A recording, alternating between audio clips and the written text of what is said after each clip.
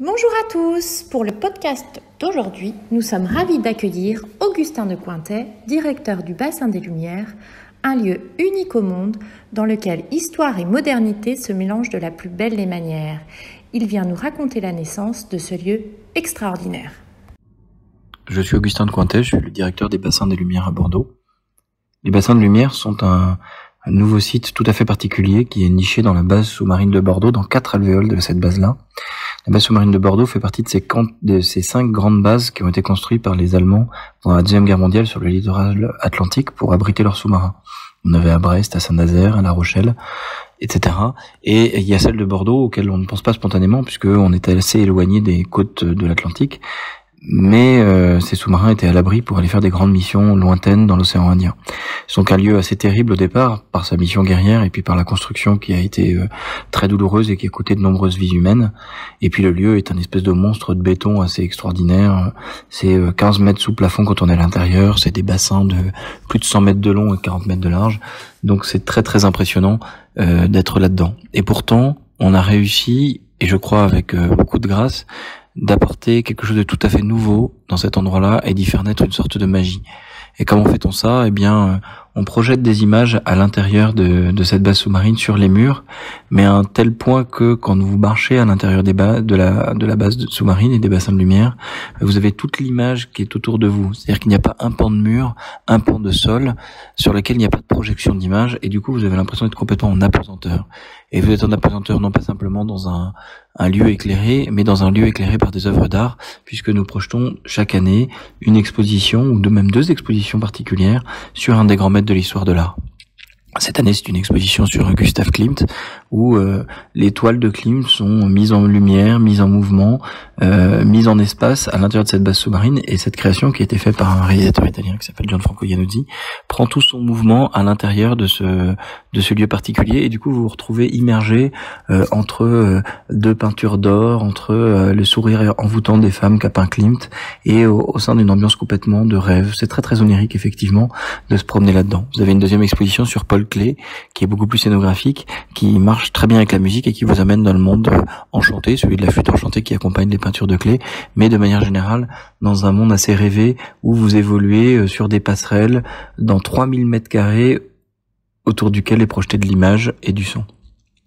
La base sous-marine a été choisie parce que c'est un lieu déjà très envoûtant qui a un caractère particulier et un sentiment particulier quand on est à l'intérieur, et elle a ses dimensions et ses perspectives qui fait que c'était un endroit particulièrement bien choisi pour faire de la projection, puisque vous arrivez à voir ce qui se passe dans l'alvéole dans laquelle vous vous situez, et dans l'alvéole suivante, puis même la 3e voire la 4e, par des jeux de transparence qu'il y a d'un bassin à l'autre.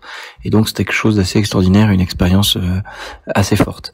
Il est très difficile de la décrire, c'est pour ça que je suis un peu maladroit dans mes mots, parce que c'est vraiment une émotion qu'on vit là, qui fait appel à plusieurs sens, notamment l'ouïe et la vue, et c'est assez difficile à raconter. Donc j'encourage vraiment ceux qui ont envie de découvrir un rêve un peu particulier de venir ici.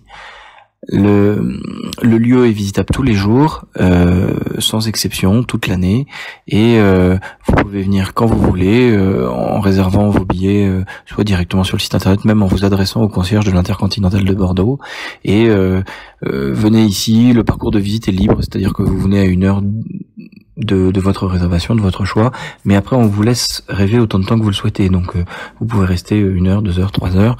La majorité des gens restent à peu près 1 heure et demie. Nous présentons une exposition donc sur Klimt cette année avec des programmations qui vont changer cet hiver, et ce sera une exposition sur Monet, Renoir, Chagall, enfin toute la découverte de la Méditerranée par les peintres du fin 19e et début du 20e siècle.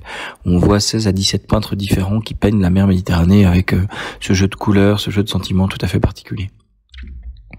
Et puis cette expo-là sera accompagnée par une expo courte sur Yves Klein, qui a aussi découvert la peinture par la Méditerranée avec un côté beaucoup plus contemporain, qui est un spectacle extrêmement fort et extrêmement particulier comme l'est la peinture de Klein.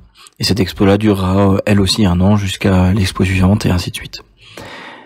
Pour venir ici au Bassin de Lumière, pour revenir à des modalités plus pratiques, Vous pouvez venir bien sûr depuis le centre-ville de Bordeaux avec le bus, soit le bus numéro 4 puis finir à pied, ou le bus numéro 9 et finir à pied, ou prendre le tram qui vous amènera jusqu'à la station Cité du Vin, et de là il faudra venir à pied. Il faut à peu près 25 minutes pour rejoindre les bassins de lumière depuis la station de tram Cité du Vin.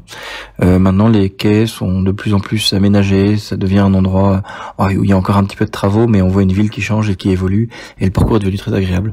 Donc il ne faut pas hésiter à venir en empruntant ces derniers espaces à pied. Bien sûr, il y a aussi un grand parking pour accueillir ceux qui l'ont, pour accueillir les taxis et autres moyens de transport. Et puis il y a tous les moyens de transport comme les trottinettes ou les scooters qu'on peut louer qui permettent d'y venir assez facilement. Donc c'est une belle aventure dans laquelle je vous conseille de venir visiter une petite parenthèse. Voilà, on avait accueilli une exposition à Paris, à l'Atelier des Lumières, au Beau de Provence dans des carrières de pierre, et maintenant c'est Bordeaux dans sa base sous-marine. Ça continue la trilogie, et bientôt il y en aura d'autres de par le monde, dans une grande bande à New York notamment, et puis dans un endroit un peu particulier à Dubaï. Donc il y a beaucoup de lieux exceptionnels à ouvrir et qui complètent cette trilogie française actuelle. Voilà, donc les bassins de lumière sont un nouvel ovni du paysage culturel bordelais qui a connu un très grand succès, et je crois que par-delà les chiffres de fréquentation qui sont très bons, l'important est que les gens sont heureux et tout à fait touchés par l'expérience qu'ils ont vécue, et donc c'est tout à fait à partager avec la ville de Bordeaux. Vous savez, à Bordeaux il y a un certain nombre de surprises. C'est par exemple quand on se promène derrière le conservatoire et qu'on voit la grande basilique Saint-Jean, je ne sais pas si c'est une basilique, mais en tout cas c'est une grande église Saint-Jean où il y a un tympan magnifique. On s'attend pas du tout à trouver une telle richesse médiévale à cet endroit-là. Voilà, on s'attend pas à trouver une telle richesse dans la base sous-marine, donc c'est un peu un écho. Donc voilà, on est d'un côté au sud et de l'autre côté au nord de Bordeaux, et ça peut bien boucler la visite dans cette belle ville de girondine. Merci beaucoup Augustin d'avoir partagé ce lieu avec nous. Pour plus d'informations, vous pouvez consulter le site www.bassin-lumière.com ou contacter le 05 35 00 00 90. La semaine prochaine, nous partirons à la découverte de la Suite Royale, chambre emblématique de l'Intercontinental Bordeaux.